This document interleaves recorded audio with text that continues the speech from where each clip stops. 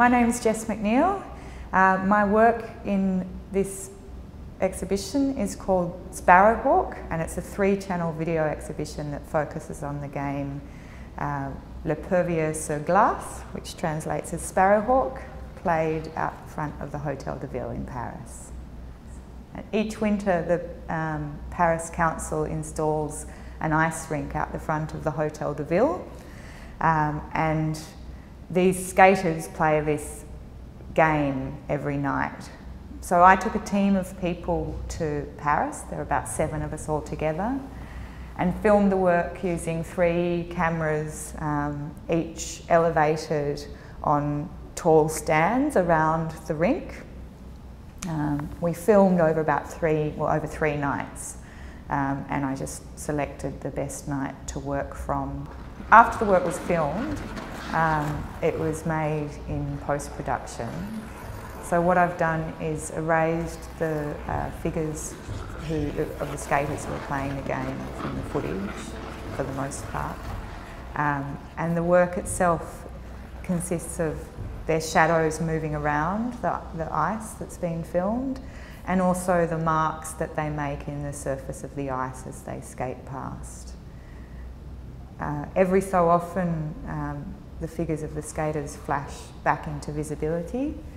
and that normally happens when they come into contact with each other as part of the game, but there are another few moments that I've chosen to articulate like this, sometimes waiting, or sometimes when another kind of dramatic or performative aspect happens. The sound was also recorded at the time with a recorder held near the ice, and I've just chopped out the bits of the sound that are usable for that don't have too much other background noise,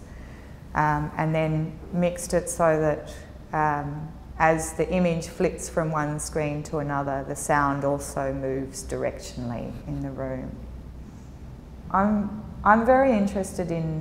the way that people inhabit and relate to space and to one another. And I'm interested in sort of both the way that this happens at the time, but also the way that we sort of perceive other people in that, and how we sort of reflect on it and represent it as well. So through erasing the figures, what I'm wanting to be able to draw attention to, I guess, is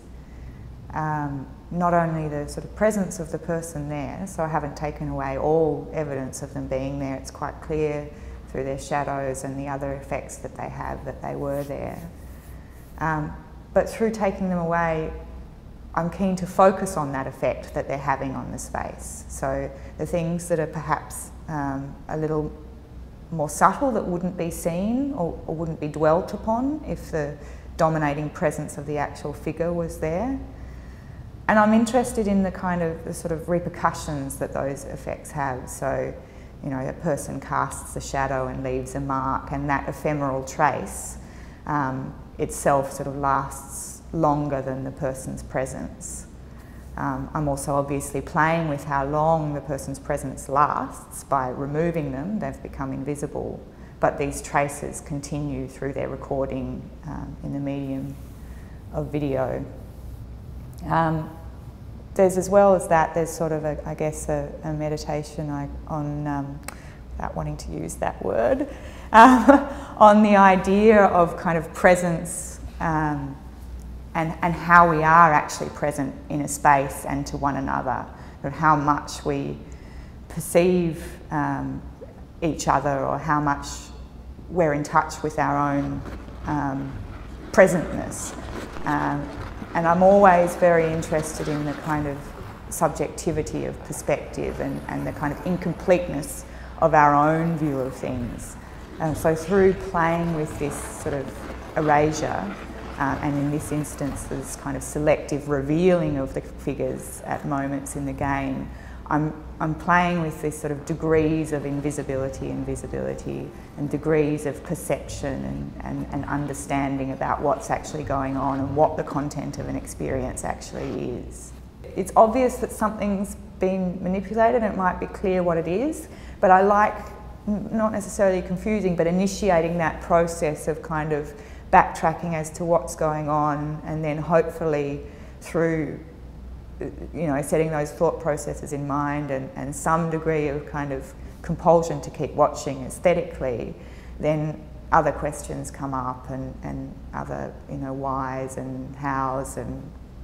whens start being thrown around. I also often, I'll take something that has quite clear parameters, like I'll give myself rules, I guess. And in this instance it was film the ice from multiple perspectives that slightly overlap, remove the figures and present what happens. But within that, then there's obviously kind of so much variation that takes place that it's sort of, in a way, it's the difference between the rules that are set in place and that are kind of quite mathematical almost and strict and conceptual, and the organic nature of what then happens when the work's made that is what kind of holds my interest. And I guess for this, you know, it's a game, it's a sport,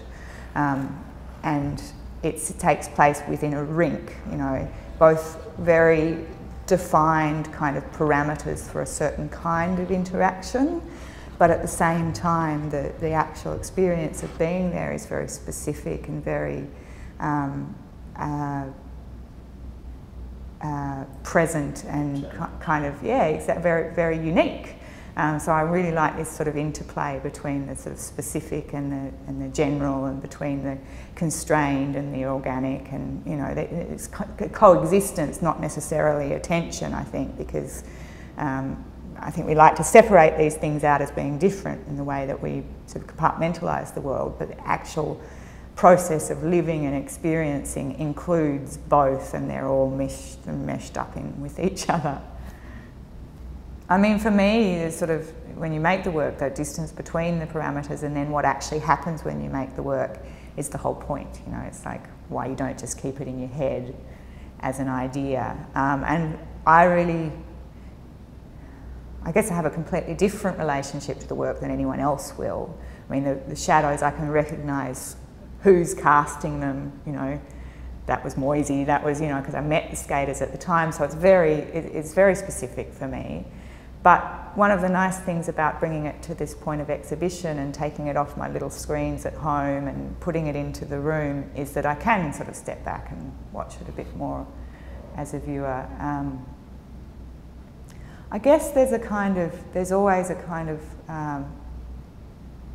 underlying, not necessarily sadness, but kind of solemnness that absence brings, and I think that those connotations of the shadows that we leave behind and the marks that we make, whilst they're sort of quite aesthetically quite sort of beautiful, and I'm interested in engaging with that, I do think those sort of very strong cultural connotations of sort of loss and passing and mortality, I guess, that for me are very important in the work, and I don't want them to sort of be there screaming out, and I don't feel like they are, but there is that kind of undertone of missingness and that sort of sadness about not ever being able to sort of fully perceive or fully connect, that I think, you know, acknowledging is a positive thing, but there is that underlying sadness.